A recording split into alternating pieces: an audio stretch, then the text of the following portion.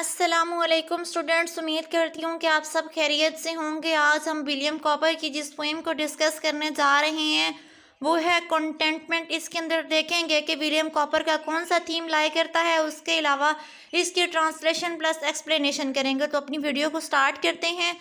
Fyers passions discompose the mind. जितने भी Fyers patience होते हैं वो हमारे माइंड को ख़राब कर देते हैं। कौन कौन से पैशंस भला हो सकते हैं? फायर्स पैशंस जो गुस्सा दिलाने वाले होते हैं, जो प्रोवोकिंग होते हैं, लाइक रेज, पेन है। उसके बाद हम एनवियस हो जाते हैं, मतलब हम दूसरों से हसद करने लग जाते हैं। जेलसी है, हेट्रेड दुश्मनी है, जब हम दूसरों को धोखा देते हैं, परफिडियस हो जाते हैं, जब हम बिट्रे करने लग जाते हैं, बिग ग्वाइलर बन जाते हैं, जब हम सेल्फिश हो जाते हैं। ये सारे कौन से पैशंस हैं? ये फायर्स पैशंस हैं। ये हमारे माइंड को डिस्कम्पोज कर देते हैं, ख़राब कर देते हैं। एज टेम्पेस्ट वैक्स दी सी, जिस तरह तूफान जो होता है वो समंदर को हिला के रख देता है, फायर्स पैशंस भी हमारे माइंड को इसी तरह डिस्कम्पोज कर देते हैं। बट काम, लेकिन अगर तसल्ली चाहिए, सुकून चाहिए, content and peace we find, और आपको कंटेंटमेंट चाहिए, कनात चाहिए और सुकून चाहिए, तो वो कहाँ से मिलेगा?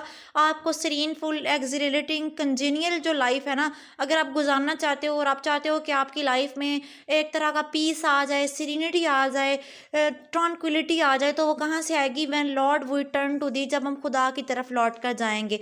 फायर पैशंस तो आपके माइंड को ख़राब ही करते रहेंगे। जैसे तूफान समंदर के लिए ख़तरनाक होता है और डेट्रीमेंटल होता है, वल्नरेबल होता है, इस तरह ये हमारे लिए वल्नरेबल है।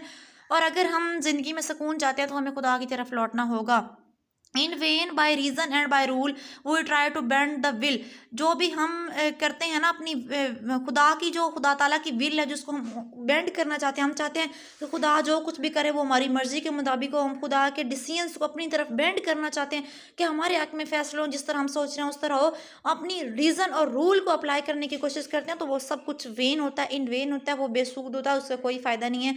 हमें अपनी रीज़न और रूल का इस्तेमाल करते हुए खुदा की विल को बेंड करने की कोशिश नहीं करनी चाहिए। For none but in the Savior schools can learn the heavenly skill।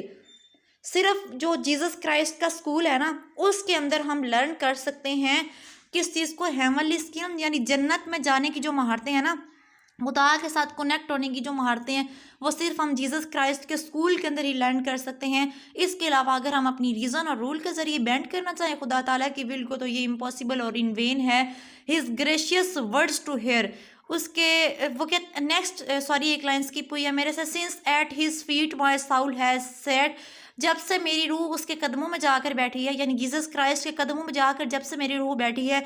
इस ग्रेशियस वर्ड्स टू हेयर, और उसके जो है इतने खूबसूरत अल्फाज को सुना है। Content with my present state, जब से मैंने मेरी रूह उनके कदमों में बैठी है और मैंने उनके ग्रेशियस वर्ड्स को सुना है, तो मैं अपनी प्रेजेंट स्टेट के साथ मुतमईन हो गया हूँ, कंटेंटेड हो गया हूँ। I cast on him my care, मैं अपनी हिफाजत को उनके ज़िम्मे कर देता हूँ। आर्ट दाउ अ साइनर, अब यहाँ पे क्या है? जीसस क्राइस्ट जो है वो ह्यूमैनिटी को एड्रेस कर रहे हैं। आर्ट दाउ अ साइनर, साउल क्या तुम एक गुनहगार रूह हो? ही सैड, वो पूछते हैं, जीसस क्राइस्ट पूछते हैं, आर्ट दाउ अ साइनर, साउल क्या तुम एक गुनहगार रूह हो? देन हाउ कांट्स दाउ कंप्लेन, तो फिर तुम कैसे कंप्लेन कर सकते हो, शिकायत कैसे कर सकते हो? जब तुम गुनहगार हो तो फिर शिकायत भी ना करो ना। How light thy troubles here, तुम्हारी मुश्किलात कैसे हल्की हो सकती हैं? वेड, अगर तुम उनको वे करते फिरो, उनका वजन करो, तुम्हारी मुश्किलात, इम्पेडिमेंट्स, डिफ़िकल्टीज, हार्डशिप्स, ऑब्स्टेकल्स, जितनी भी मतलब आपकी हैं ट्रबल्स हैं, वो कैसे हल्की हो सकती हैं, कम हो सकती हैं? विद्स एवर लास्टिंग पेन, जबकि ये तो इनको हमेशा रहना चाहिए, ये तो हमेशा रहने वाली दर्द है, क्योंकि तुम्हारी साइनर साउल है, तो क्योंकि तुम ट्रांसग्रेशन में रहते हो, हर वक्त सिनर हो। If thou of murmuring wouldst be cured, अगर तुम्हारे जो तुम बीमारी की वजह से मरमरा रहे थे, अगर तुम्हारा मिनमिनाना और वो जो तुम बोल बोल के कह रहे थे, अगर उसका इलाज हो गया है, compare Dai Greaves with mine, तो अपने गमों का मवाजना मेरे गमों के साथ करो। अपने गमों को मेरे गमों के साथ कंपेयर्स करो। अपनी ग्रीव्स, सफरिंग्स, जितनी भी तुम्हारी सफरिंग्स हैं उनको, जितने तुम डिस्ट्रॉट में हो, एजिटेशंस को, अपनी एग्नीज को, जितने भी तुम्हारे ये हैं ग्रीवस हालत है, उसको, अपनी हालत को मेरे साथ कंपेयर करो।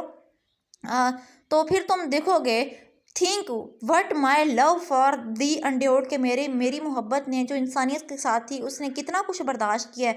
And thou will not repine, तो उसके बाद तुम कभी भी खुदा की नाशुक्री नहीं करोगे, कभी भी तुम रिपाइन नहीं हो जाओगे, कभी भी डिसोबे नहीं करोगे, बल्कि हमेशा एलिजिएंट ही रहोगे। टिस आई अपॉइंट दाई डेली लॉर्ड, तुम मरने के बाद जो है ना मेरे पास ही आ जाओगे। And I do all things well, तो मैं सब कुछ ठीक कर दूंगा। Thou soon shalt leave this rest world, तुम अपनी सारी ये जो ज़िंदगी की मुश्किलात हैं, जो अपने मिजरेबल डेक्रेपेट और जितनी भी डिप्लोरेबल कंडीशंस ऑफ लाइफ हैं, उनसे तुम्हें छुटकारा मिल जाएगा। जो रेस्ट स्पॉट है उनको तुम लीव कर जाओगे। And rise with me to dwell, और तुम मेरे साथ बुलंद मुकाम पर आकर रहने लग जाओगे। In life my grace shall strength supply, ज़िंदगी में जो मेरी ग्रेस है वो तुम्हें स्ट्रेंथ मुहैया करेगी। Proportions to thy day at death thou still shalt find me nigh I wipe thy tears away, यानी जब तुम मरने के बाद मेरे पास आओगे तो मैं तुम्हारे आंसू खुद साफ करूँगा, तुम्हें वहाँ पे सुकून मिलेगा, सारी जो मुश्किलात है ज़िंदगी की वो ख़त्म हो जाएंगी। Thus I who once my rest day in vain repining spent taught in my saviour school of grace have learn to be content. अब इसमें एंड पे आखिर वाले स्टेंजा में जो पोएट हैं वो अपना एक्सपीरियंस बताते हैं। Thus I who once my rest days, मैं मतलब इन वेन रिपाइनिंग स्पेंट, जितने भी मैंने दिन अपने गुजारे हैं, रेस्ट डेज गुजारे हैं, मुश्किल हालात में जितने भी मैंने अपने दिन गुजारे हैं, इन वेन रिपाइनिंग स्पेंट, मैंने जितनी भी रिपाइनिंग किया, खुदा की नाशुक्री किया, वो मैंने बेसूद ही किया है।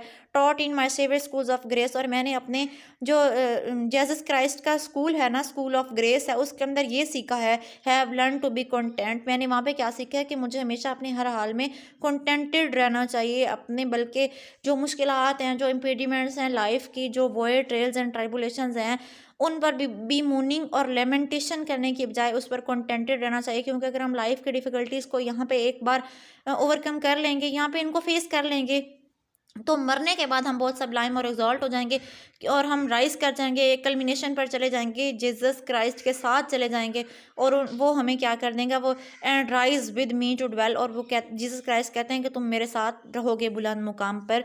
तो उम्मीद करती हूँ आपको समझ आ गई होगी। अगर आपको मेरी वीडियोज़ की समझ आती है तो आप प्लीज़ मेरे चैनल को सब्सक्राइब करें, लाइक करें, बेल आइकन को क्लिक करें, क्योंकि बहुत मेहनत से आपके लिए वीडियोस बनाई जाती हैं। और आपका ये मतलब छोटा सा आपका एक टास्क है कि आपने मुझे गैल्वनाइज और एनकरेज करना है वीडियोस को लाइक करके, सब्सक्राइब करके, ताकि इस तरह की अच्छी अच्छी वीडियोस मैं आपके लिए नेक्स्ट टाइम भी लेकर आऊँ। अल्लाह हाफिज़।